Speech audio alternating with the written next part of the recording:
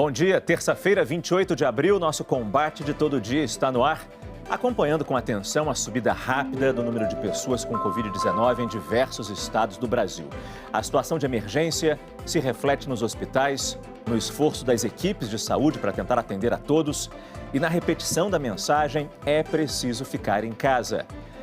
Mas existem locais já aliviando o isolamento, baseados numa subida mais lenta dos casos e com uma sobra de leitos na rede de saúde.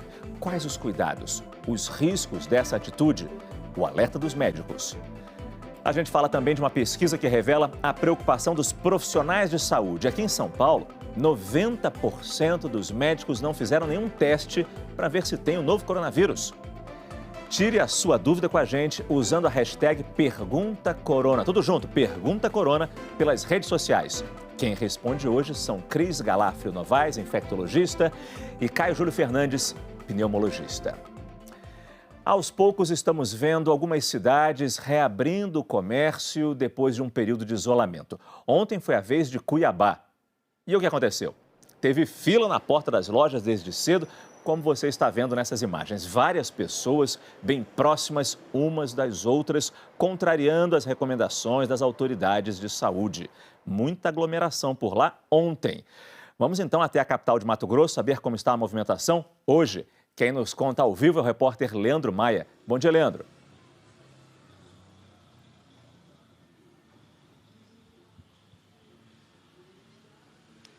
Olá, muito bom dia, Márcio Gomes. Bom dia para todo mundo acompanhando a gente. Olha só, nós falamos ao vivo aqui do centro de Cuiabá.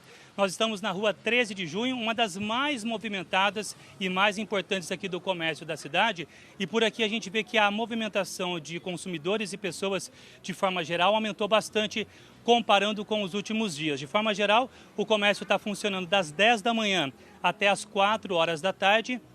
E setores como, por exemplo, supermercados, açougues e também padarias podem funcionar num período maior, das 6h30 da manhã até as 9 horas da noite, e aos finais de semana tem o horário especial de funcionamento. O que a gente pode observar aqui é da movimentação, a gente vai tentar mostrar aqui agora, muitas pessoas aguardando o comércio abrir, ainda não abriu, vai abrir só às 10 horas da manhã, lembrando que a gente está 1 hora atrás do horário de Brasília.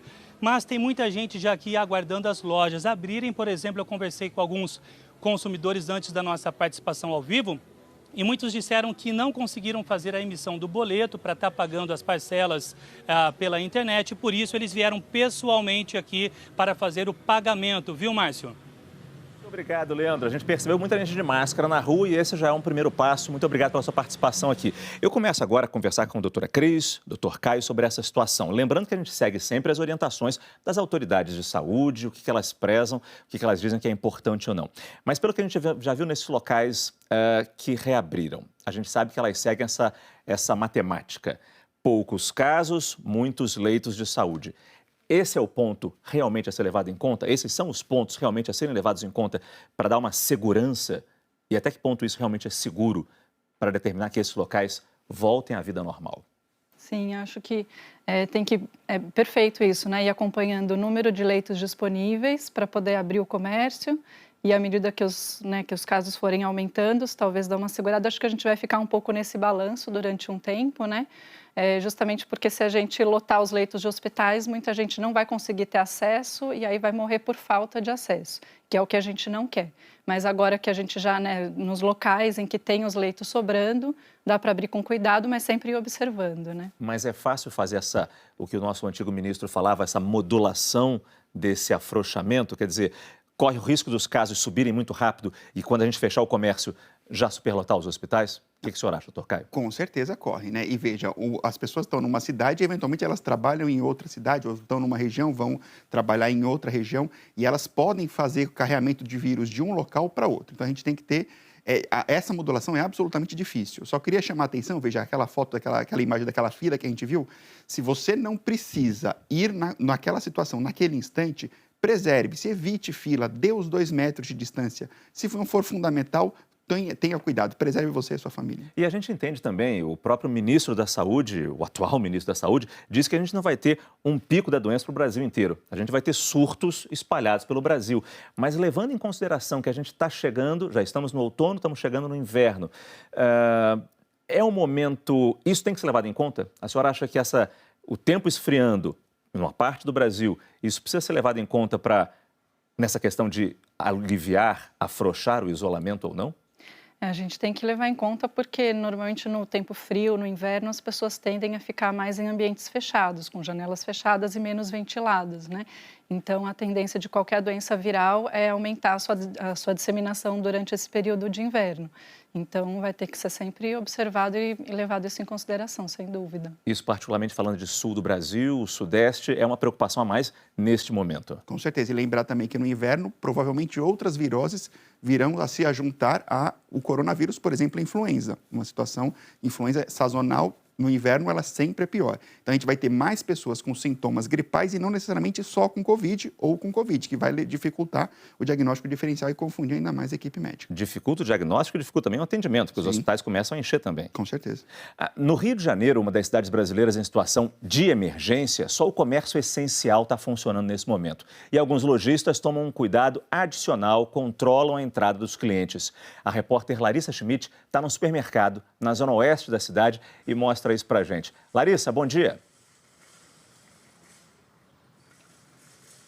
Oi, bom dia, Márcio. Bom dia para todo mundo. Olha, nesse supermercado aqui, eles controlam a entrada de veículos. A gente está aqui no estacionamento e fecham o portão quando chega um determinado número de carros, quem quiser esperar lá fora. Então, com isso, eles não estão formando fila de gente em pé aqui na área do supermercado, o que é bom, né? Porque a gente vê um perigo acontecendo aí em muitos lugares, muita gente junta esperando para entrar. Desde quinta-feira passada, aqui no Rio de Janeiro, na cidade, é obrigatório o uso de máscara para as pessoas circularem por bens públicos, e isso inclui lagoas, ruas, também órgãos públicos e também nos estabelecimentos essenciais como aqui os supermercados. Então a gente está vendo todo mundo de máscara, tem um pessoal da segurança controlando a entrada. Durante os 3 primeiros dias, eles inclusive deram máscaras para os clientes que chegavam sem estarem protegidos, e a partir de agora, quem chega sem a máscara é orientado a voltar para casa e voltar para cá com a máscara. As pessoas aqui no Rio de Janeiro não estão sujeitas a multa se não estiverem usando máscara, mas os estabelecimentos comerciais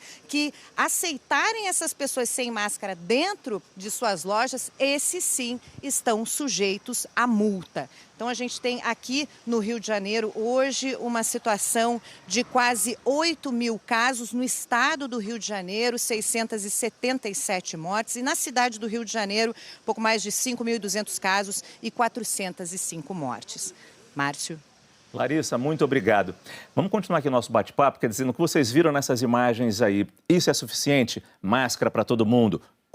Funcionários e clientes, distanciamento na fila, aquela barreira de proteção no caixa, isso já é suficiente? Suficiente é uma palavra forte, mas claramente são medidas adequadas para você se preservar o máximo possível, né? Esse vírus ele tem uma capacidade de contaminação muito grande, a gente tem que ter bom senso, mas me pareceram medidas muito razoáveis implementadas por esse supermercado. Por exemplo, tem algumas lojas que já abriram na região de Blumenau, e é proibido, por determinação do governo do estado, que as pessoas provem roupas, botem, experimentem. Você olha a blusa na vitrine, eu quero aquela ali, cor azul, tamanho G, e leva, sem experimentar. Isso é exagero ou é assim que vai ter que ser daqui para frente nas cidades que aliviarem o isolamento? Eu acho que nesse momento é o sensato, né? Porque a gente transmite também pelo contato, né? Às vezes a pessoa coçou o olho, tá com, né, partícula com vírus ali, pega na roupa, né? Aquela partícula vai ficar na roupa, outra pessoa vai experimentar, pode se contaminar. Então eu acho que é uma medida sensata essa de não deixar experimentar. Estão colocando álcool gel também e tentando limitar a entrada das lojas. Eu acho que de nada vai adiantar isso tudo se a gente não tiver, se nós clientes que estamos sedentos para voltar para o shopping, queremos fazer as compras, queremos passear, se a gente não ficar relembrando sempre os cuidados de lavar a mão, evitar aglomeração. Mas isso depende da gente também, né? Definitivamente. Lembre-se que a principal forma de contaminação é você se contaminar. Você vai passar a mão em alguma coisa que tem o vírus e vai levar no seu rosto. Então, tenha o cuidado, lave a mão, passe o álcool gel. Isso vai fazer você preservar a sua saúde. Pois é, essa é uma preocupação muito grande do governo federal nesse momento. O que vai abrir, o que não vai abrir, o que vai voltar a funcionar e quando voltar a funcionar. Na primeira coletiva do Ministério da Saúde, desde que o ministro Nelson Teich assumiu o cargo, ele disse que vai conversar com os governadores sobre essas medidas de isolamento social e que nenhuma ação deve ser feita de uma hora para outra. Uma coisa que tem que ficar muito clara é que não vai existir qualquer medida intempestiva em relação a isso. O Brasil é um país heterogêneo, certamente a gente vai ter medidas diferentes em diferentes regiões do país. Isso tudo vai ser trabalhado no detalhe. Vamos continuar a conversa aqui, porque ontem, nessa entrevista coletiva também, o ministro disse que já recebeu uma consulta da CBF para voltar com o campeonato de futebol, com os jogos de futebol sem público. Aí eu fico pensando, um jogo de futebol sem público é compreensível. Não ter aglomeração, não ter multidão. Mas como é que vai ser quando a gente precisar fazer uma viagem numa rodoviária? Quando o comércio voltar a abrir, eu tiver que trabalhar com um trem cheio? Se eu for viajar uma viagem mais longa, de avião? Como é que vai ser isso agora? Como é que vai ser esse novo normal? Eu não vou nem perguntar quanto tempo vai durar isso, mas numa rodoviária, eu vou poder viajar com uma pessoa do meu lado? Que eu não conheço? É uma pergunta difícil. É difícil. É porque o risco sempre vai existir, né? Claro que o fato da pessoa que está, por exemplo, doente não sair de casa ou se ela usar máscara, evita dela transmitir para o outro. Mas a gente nunca vai ter 100% de segurança, né? Passar álcool gel, não levar a mão no rosto, todas essas medidas diminuem, mas a proximidade das pessoas aumenta também o risco de transmissão. Então, a gente vai voltar aos poucos, né? Mas, assim, a transmissão vai acabar ocorrendo. Né? Nunca vai ser tão seguro quanto ficar 2 metros de distância ou ficar em casa. Se eu puder fazer um adendo à Claro. observação da Cris, concordo plenamente, mas o tempo vai nos mostrar, Márcio, como que as coisas vão acontecer. O vírus está com o ser humano há 4 meses. Muito pouco. Então, a gente não sabe exatamente a história natural da doença. Será que daqui a pouco os casos não vão baixar e eventualmente a gente possa voltar ao convívio mais próximo? A gente não sabe disso. Então, como é que vai ser no futuro? Infelizmente, quem vai dizer para a gente é o futuro.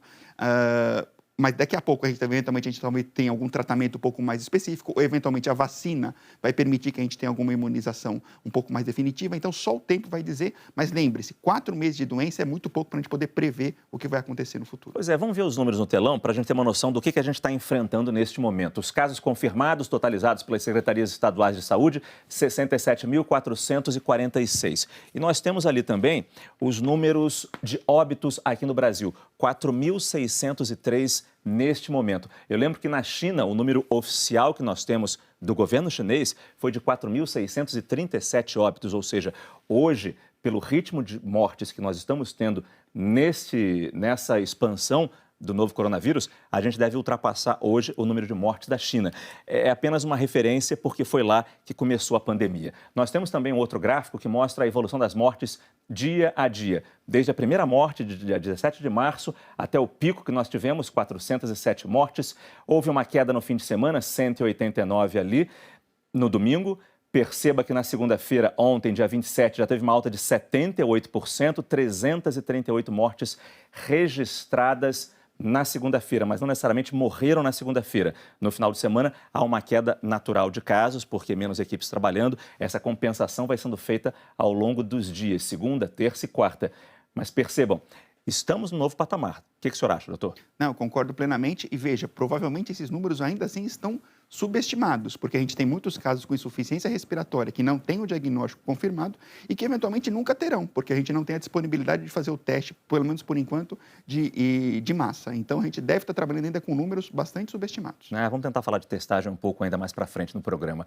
Vamos a algumas notícias internacionais. O governador da Califórnia, Gavin Newsom, diz que vai endurecer as medidas de restrição depois de ver essas imagens.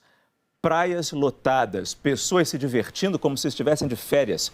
Nas palavras do governador da Califórnia, este é o exemplo do que não fazer. Os moradores das cidades litorâneas dos Estados Unidos disseram que o movimento no fim de semana parecia com o do dia 4 de julho, feriado mais celebrado nos Estados Unidos. O governador ressaltou que o vírus não tira folga no fim de semana, nem volta para casa quando faz um dia bonito. As autoridades estão considerando fechar as praias ou as vias que levam ao litoral pelas próximas semanas. E ainda na Califórnia, um registro curioso. Uma máquina de descontaminação de aviões que usa raios ultravioleta do tipo C. O equipamento é do tamanho de um carrinho de comida e é empurrado pelo corredor enquanto emite radiação pelas superfícies. Em 3 minutos o serviço está feito. Quem opera a máquina precisa usar uma roupa de proteção. Cientistas alertam que esses raios ultravioletas são eficazes em superfícies e objetos, mas que eles não podem ser usados no tratamento da Covid-19, como sugeriu o presidente Donald Trump, porque são prejudiciais ao corpo humano. Essas lições que a gente tem nos outros países, agora há pouco a gente viu no Bom Dia Brasil, nossa querida Ana Paula Araújo falando que a Austrália começa a aliviar as medidas de proteção. Os Estados Unidos, pelo contrário, estão endurecendo na Califórnia, Nova York nem se fala. Já se pensa em aliviar, mas por enquanto endurece. Mantém endurecido o distanciamento social, todo mundo ficando em casa. A gente aprende muito com esses erros, com esses acertos lá fora. Mesmo que sejamos tão diferentes com pessoas, com países, mas eu acho que a gente tem que tirar lições do que acontece lá fora. Qual é a principal que a gente pode tirar do que aconteceu na Europa ou nos Estados Unidos, doutora, na sua opinião? Eu acho que você está certo. A gente tem essa grande vantagem de estar um pouquinho atrás dos outros e poder observar o que foi acontecendo lá. Então, a gente tem um grande exemplo da Itália, que demorou um pouquinho mais para instituir as medidas de isolamento, e aí depois que a coisa sai do controle, é muito mais difícil da gente conter isso, né? Então, eu acho que a gente vai ter que ir observando o que os outros estão fazendo e ver se vai dando certo lá e talvez ir seguindo aqui, respeitando as nossas, né, particularidades aqui do nosso país, né? Ontem a gente falou que a Covid-19 é uma doença que pode pegar no pulmão, mas também no intestino, mas também no coração, sistema nervoso central. É uma doença que pega muita coisa junto, mas é uma doença respiratória. Então, hoje a gente vai centrar um pouco nos pulmões. Os pulmões são os órgãos que têm a função de receber o oxigênio que a gente respira e eliminar o gás carbônico que sobra dessa respiração. Só que pulmões com Covid-19 vão perdendo essa capacidade por causa de uma inflamação que toma conta deles. A gente separou imagens que foram cedidas ao nosso programa pelo Hospital Universitário Gafreguinli, do Rio de Janeiro, e são imagens muito impressionantes. A gente começa com um pulmão recuperado. São imagens feitas por tomografia computadorizada. O tomógrafo faz uma série de imagens de raio-x e o computador monta essa sequência. Essa primeira animação é a de um pulmão saudável. São essas bolsas pretas que aparecem na imagem. Esses pontinhos brancos que a gente está vendo aí são os nossos vasos sanguíneos, tudo aparentemente normal. Essas imagens são de um homem de 53 anos que se recuperou da Covid-19. Agora a gente tem a imagem de um pulmão doente, de um homem de 46 anos em estado grave, mas que ainda não está entubado numa UTI. Reparem que aparecem manchas brancas, os médicos chamam de um vidro fosco. É o pulmão sendo tomado pela inflamação. Quanto maior a área inflamada, menor a capacidade respiratória. Por isso que os doentes de Covid-19, de pneumonias em geral, descrevem a sensação de estar afogando no seco. Agora a gente coloca as duas imagens lado a lado. À esquerda, o pulmão saudável, o pulmão à direita de uma pessoa doente. E aí eu pergunto para o nosso pneumologista, Dr. Caio, como é que é feito basicamente o tratamento desse pulmão doente, Dr. Caio? Deixa eu só discutir um pouquinho o pulmão normal para a gente saber claro. como é que o pulmão normal ele é feito. Claro. Então, você imagina uma superfície de 80 metros quadrados, uma área de tênis, recoberta por um celofane muito fininho. Vai dobrando o celofane e põe dentro da caixa torácica. Esse é o pulmão. Ele tem que ser muito fino para permitir que o sangue pegue o oxigênio do ar e leve para os tecidos. Então, quando eu olho o pulmão normal, eu vejo muito preto. O que eu estou vendo em preto na tomografia? Um monte de ar dentro do pulmão. Quando eu olho o pulmão doente, o que eu vejo? Eu vejo menos preto e mais branco, ou seja, o ar foi substituído por alguma coisa que não deveria estar lá e que, portanto, está impedindo a troca gasosa. O que é essa coisa? É inflamação. Restos celulares, epitélio do pulmão, a pele do pulmão descamada, inflamação, pus, água, está tudo misturado, dando essa imagem esbranquiçada. O que eu preciso fazer?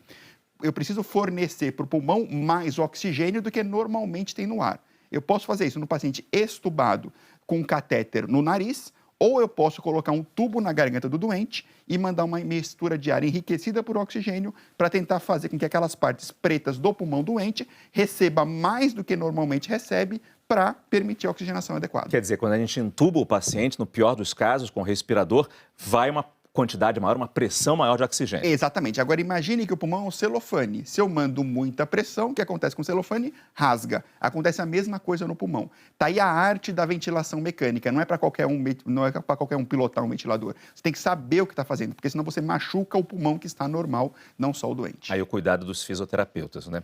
Agora, a pergunta do pulmão doente, como é que essa pessoa está? A gente sabe que ele está internado, eu já falei aqui, mas necessariamente ele está arfando, ele está com falta de ar, ou ele pode não sentir uma grande falta de ar, ou então ele pode não sentir nada e continuar tendo uma vida, digamos, normal, em casa, sedentária, vendo televisão e parece que está normal. O que o senhor acha?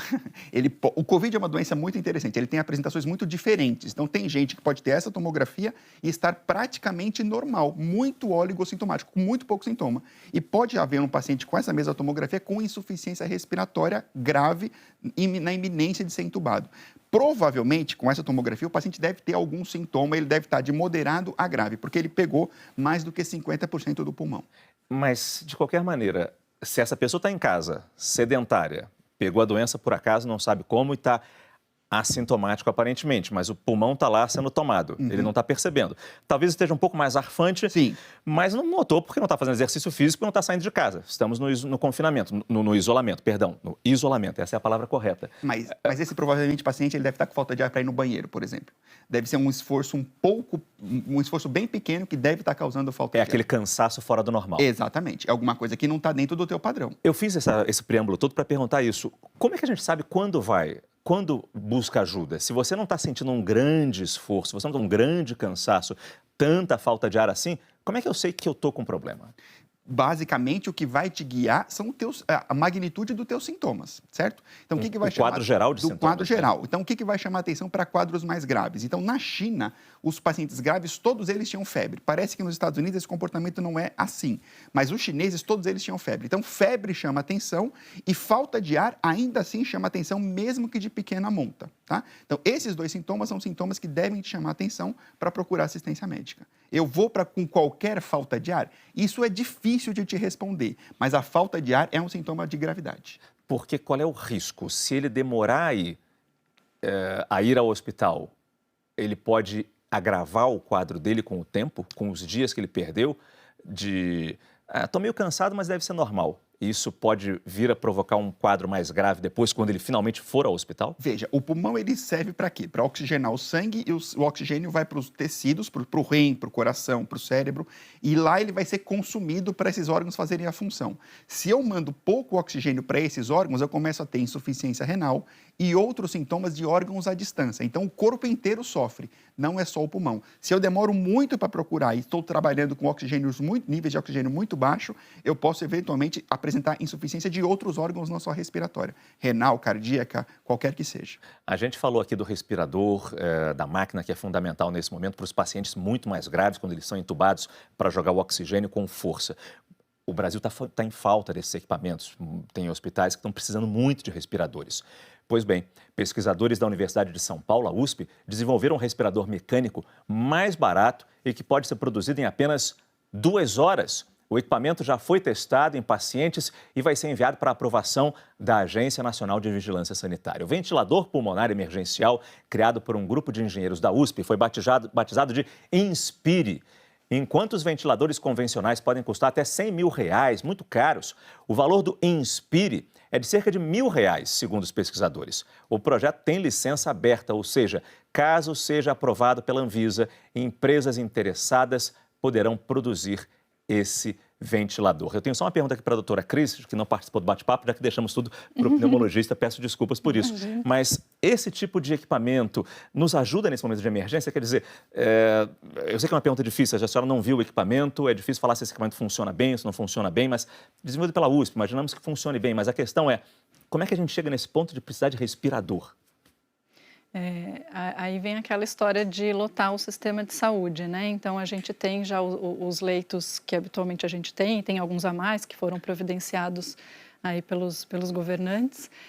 Mas se a gente chega se a epidemia cresce de um jeito que isso se satura, então a gente precisa de ventiladores a mais do que a gente tem.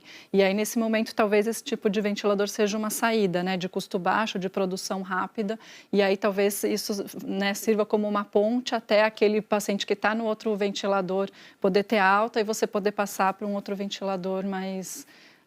enfim, já mais testado e mais robusto e tudo mais. Não, estão surgindo projetos de ventiladores no Brasil inteiro. Ontem eu recebi uma mensagem que a Universidade da Paraíba, se não me engano, também está desenvolvendo, em João Pessoa, também está desenvolvendo ventiladores na universidade. Que bom que essa pesquisa está sendo feita, tomara que realmente todos possam funcionar e colaborar nesse momento. Deixa eu ler as perguntas que começaram a chegar aqui. A pergunta do Antônio: o vírus pula dos óculos para os olhos ou passa da minha mão para os olhos quando eu coço? Alternativa B, ele passa da sua mão para os olhos. Então, você arrumou o óculos, ele vai estar na mão do olho e ele te contamina. Por isso que o óculos fica tão sujo também, né? Tem que lavar os óculos, a gente falou disso ontem, né? Doutora Cris, a pergunta do Rodrigo.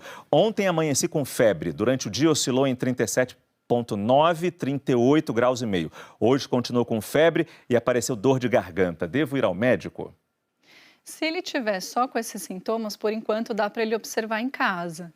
Agora, se ele evoluir, né, com uma febre que não passa e uma falta de ar, aí sim ele precisa procurar o médico.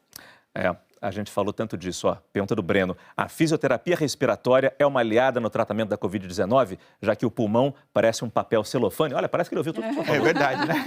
Definitivamente, a fisioterapia é uma aliada importante. Por quê? Porque ela vai otimizar a função do pulmão e ela vai tirar a secreção de onde tem e você vai poder otimizar essa oxigenação. Pergunta do Ricardo agora. E os garis? Quais cuidados devem tomar? Os cuidados, né, que eles já deviam tomar sempre, né? Então, ter o equipamento de proteção adequado, né, com a roupa adequada, a luva adequada, né, usar máscara também, pensar que eles estão lidando ali com material mais contaminado potencialmente. Né? Neste momento, todo mundo em casa, pessoas possivelmente doentes em casa, Sim. jogando nas fezes e material todo. Exato. Material de proteção para os garis no Brasil inteiro. Isso que a gente deveria cobrar. A gente faz um rápido intervalo comercial e já volta com outras perguntas, suas dúvidas no nosso combate. Até já.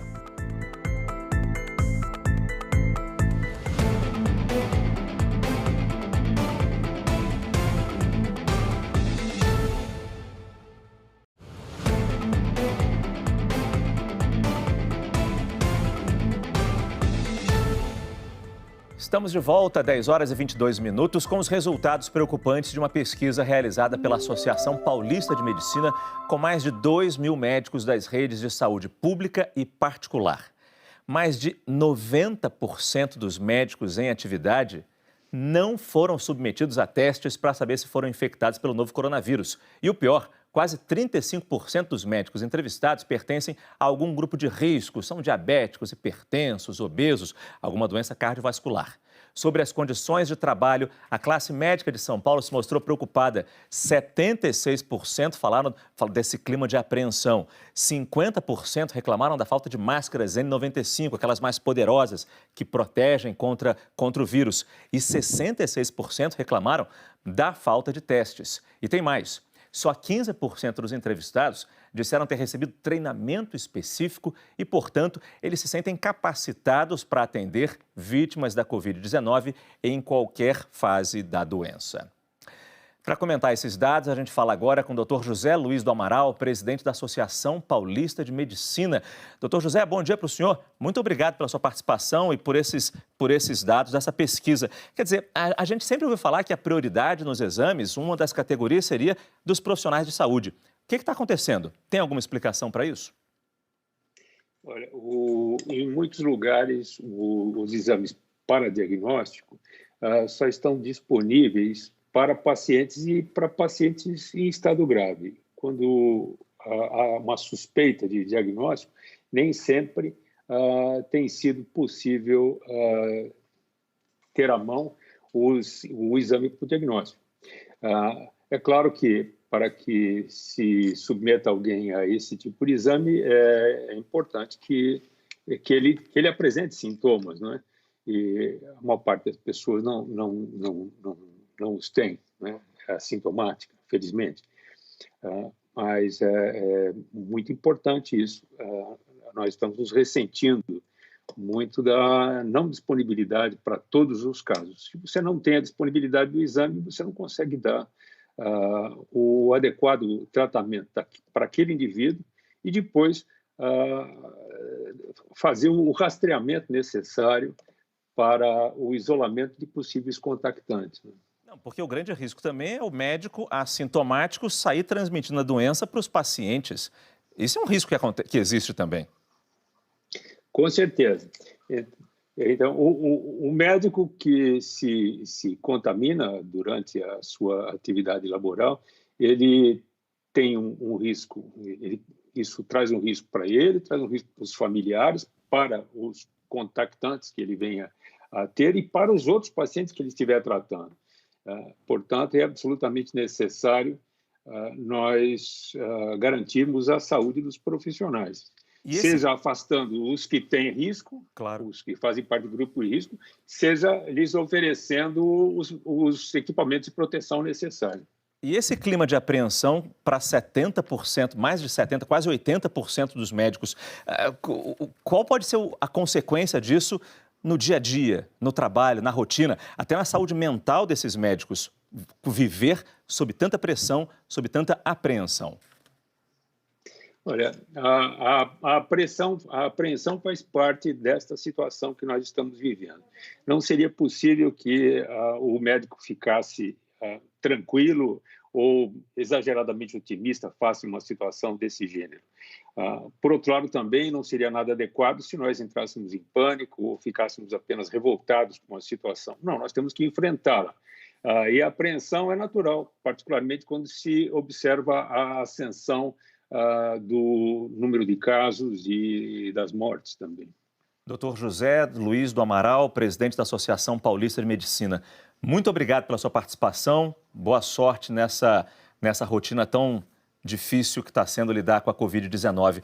Eu trago aqui a pergunta para vocês. Vocês estão apreensivos? Quer dizer, esse é um motivo de preocupação, que poucos médicos tenham sido testados até agora? Não, com certeza, né? Veja, acho que isso aí tem que ser uma política mais de Estado do que uma política individual. Então, se você tiver testes suficientes para testar os profissionais de saúde, não só médicos, fisioterapeutas, enfermeiros, etc., para impedir esses profissionais de transmitirem para os pacientes, é uma excelente estratégia, uma estratégia muito sábia.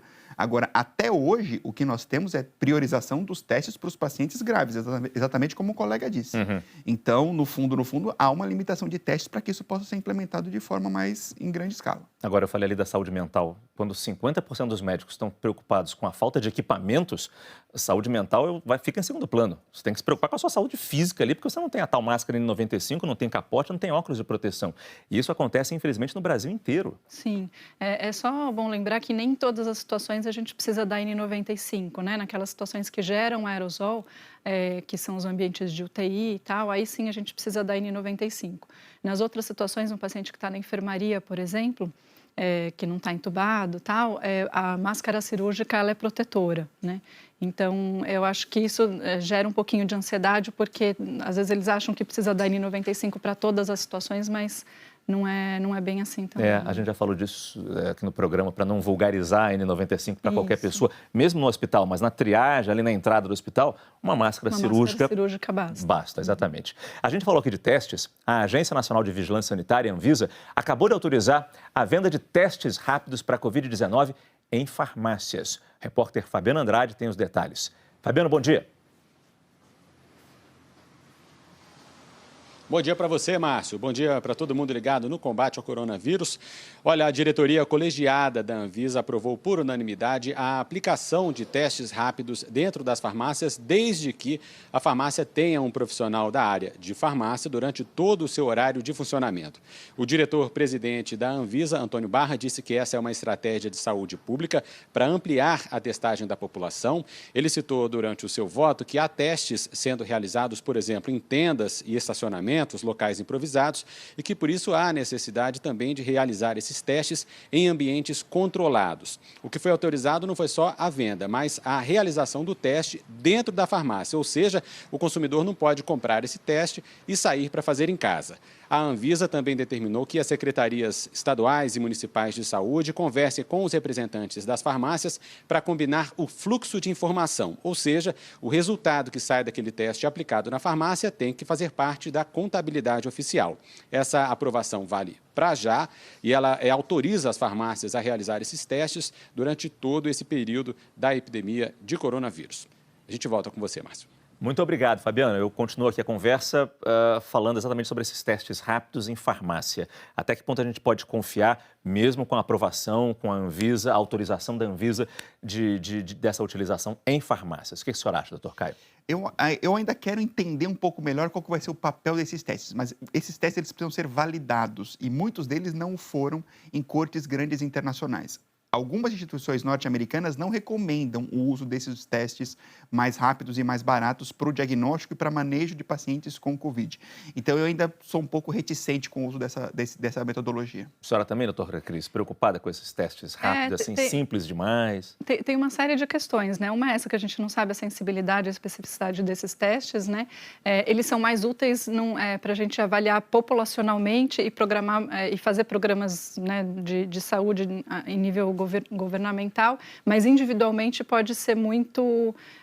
o resultado não ser muito correto, né? A pessoa achar que não tem nada e de repente tem, enfim, e também depende o dia que ela, né, o tempo que ela fez o exame, se foi, porque eles começam a ficar positivos a partir do 14º dia, a partir do primeiro sintoma. Então, se ela colhe antes disso, pode dar negativo, ela acha que não teve, na verdade ela teve. Como o teste vai ser feito nas farmácias, o que a gente espera é que os farmacêuticos tenham a responsabilidade de pelo menos fazer uma entrevista básica com a pessoa ali, sabendo até que ponto os sintomas começaram, entender um pouco o quadro, né? Talvez melhorasse um pouquinho.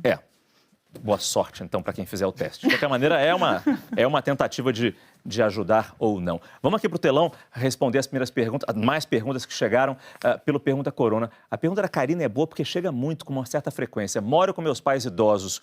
Quais cuidados devo tomar quando flexibilizarem o isolamento e eu tiver que retornar ao trabalho? Você deve usar o bom senso e os mesmos cuidados que você está ouvindo aqui todos os dias. Lavagem bem das mãos e evitar aquela toalete de tosse normal. Então, se você tosse no braço, não tosse em cima dos seus pais, lava bem as mãos e cuida bem deles. Mas não precisa ficar em ambientes separados o tempo todo. Não. Mas é bom não ficar abraçando, beijando, né? Isso, claro. É o distanciamento mesmo dentro de casa. A pergunta da Cláudia. Além de luvas e máscaras, doutora Cris, devemos usar algum tipo de touca para o cabelo? Nos hospitais? Acho que no geral. Então, no geral, não. E mesmo nos hospitais, a touca ela é recomendada naqueles ambientes que geram aerosol também. Luva que a gente não está... Luva... Pelo menos as autoridades dizem que não é necessário. Não, e pode até confundir, porque você acha que está protegido e você pega em algum lugar contaminado com a luva, leva a luva no rosto e pode se contaminar do mesmo jeito. Então, luva não faz... A gente está falando mais da máscara, né? Isso. A pergunta da Gabi. Sinto falta de ar com frequência, porém sou asmática. Quais sinais podem deixar mais clara essa falta de ar da Covid? É uma pergunta difícil essa de responder, Gabi. Por quê? Porque você está acostumada com a sua intensidade de falta de ar. Se essa sua falta de ar ficar mais intensa, alguma coisa aconteceu, pode ser corona, procure médico. Outra coisa, febre pode ser um sinal, eventualmente, de infecção viral e o corona é um deles. Pergunta da Erotildes. Um mercado perto de casa fornece máscara para as pessoas entrarem, mas na saída as pessoas jogam as máscaras na rua. Isso não é perigoso? Não é para ser assim, né? O ideal é a pessoa, quando chegar em casa, jogar a máscara no lixo, né? Porque aquela máscara está potencialmente contaminada com secreção da pessoa. É o que a gente falou do perigo para os garis, né? Que vão ter que recolher esse lixo depois. A gente faz mais um rápido intervalo e já volta com o nosso combate ao coronavírus. Até já.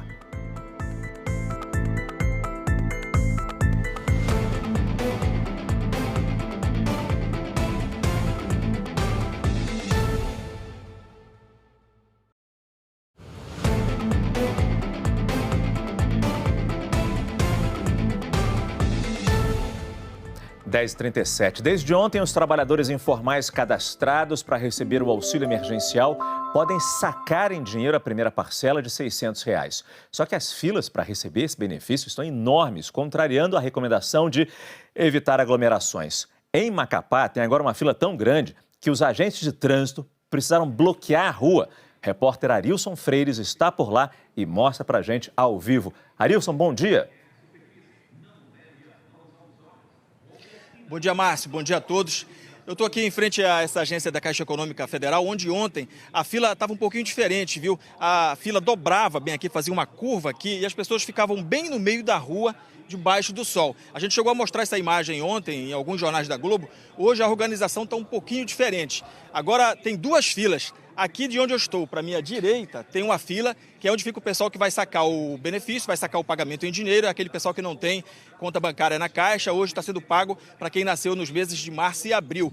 E aqui de onde eu estou, para minha esquerda, fica todo mundo que está precisando fazer algum outro tipo de serviço, está atrás de algum outro tipo de informação. A agência da Caixa aqui é uma das que abrem aqui no Amapá, uma hora mais cedo para tentar atender ao público, mas, pelo visto aí, não está dando jeito de resolver essa questão da aglomeração, essas cenas de filas, muita gente aglomerada. É comum também em outros endereços da Caixa aqui no Amapá. O Amapá, ele está em situação de emergência para o Ministério da Saúde, é o segundo estado do país onde o número de casos está mais de 50% acima da média nacional. Hoje aqui no Amapá existem 860 casos confirmados e 27 mortes.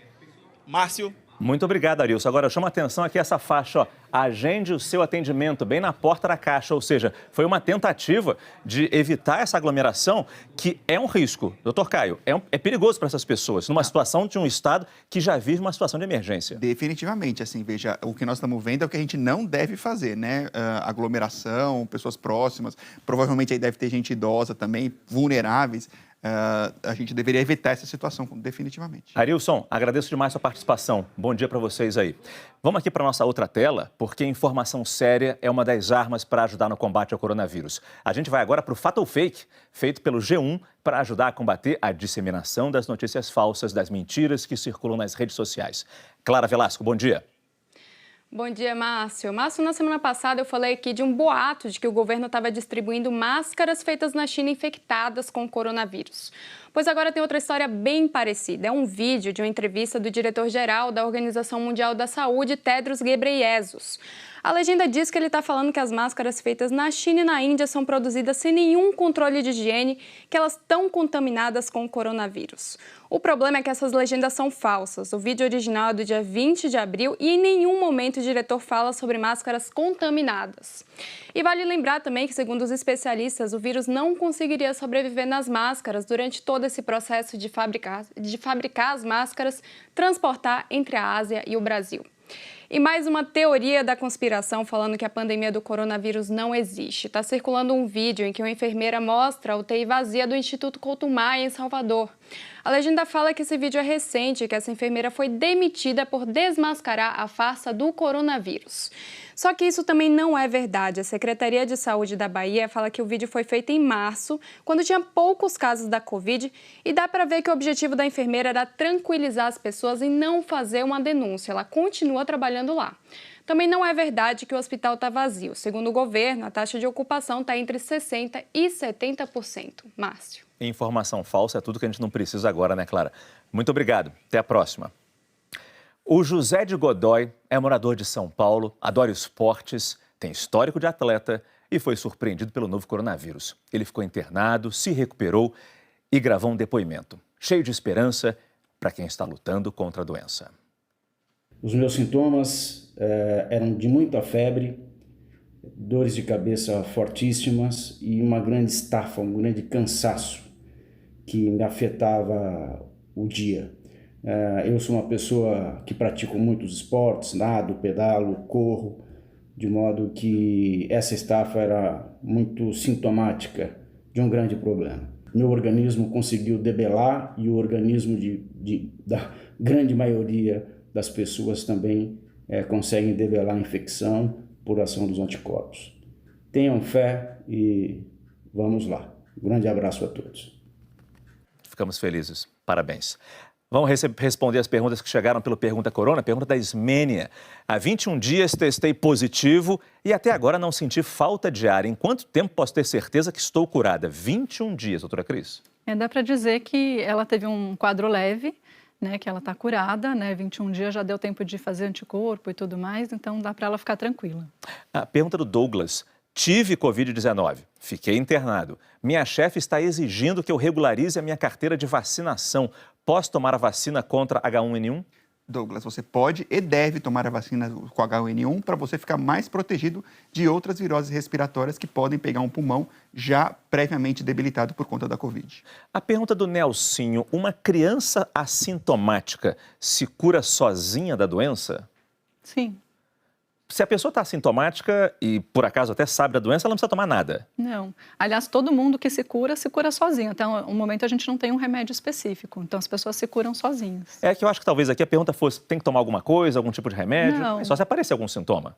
Exato. E aí, para contornar o sintoma, como febre, enfim, né? Alguma coisa assim. Exatamente, exatamente. A pergunta do Emerson agora, como é que é realizada a limpeza dos pulmões? Existe uma maneira de fazer em casa? A limpeza dos pulmões, eu tenho alguma dificuldade de entender exatamente o que você quer dizer. O pulmão, o vírus causa uma agressão no pulmão e o pulmão vai cicatrizando naturalmente com o passar do tempo. Algo em torno de 2 semanas para ele poder ficar completamente ou parcialmente resolvido da infecção. Para fazer alguma maneira de fazer em casa, não. Só o tempo mesmo para fazer o seu pulmão cicatrizar do Covid. Doutor Caio, quase cortei o senhor, desculpa, mas é que tem uma pergunta boa da Isabela, eu continuo com o senhor. Os pulmões de uma pessoa curada voltam 100% ao normal? A grande maioria dos casos, sim, mas há alguns pacientes que sobram algumas sequelas. Nós estamos aprendendo isso agora, porque a doença está aqui no Brasil há um mês. Mas na China, há casos que sobram sequelas bastante importantes de Covid. E essas sequelas podem ser também no coração, né? Podem ser renais, em vários órgãos. Exatamente. É um vírus ardiloso. Pergunta do Maurício. O uso de antisséptico bucal neutraliza o vírus que estiver na boca? Não, o vírus ele se multiplica na mucosa, né? E o antisséptico não vai agir ali no tecido da mucosa, então não vai fazer diferença. Doutora Cris, doutor Caio, muito obrigado pela participação de vocês. Obrigado. Nosso programa fica por aqui. Se você quiser rever o combate, é só ir no Globoplay. Agora você assiste ao Encontro com Fátima Bernardes. A gente volta amanhã às 9h50. Lave minhas mãos e fique em casa. Bom dia.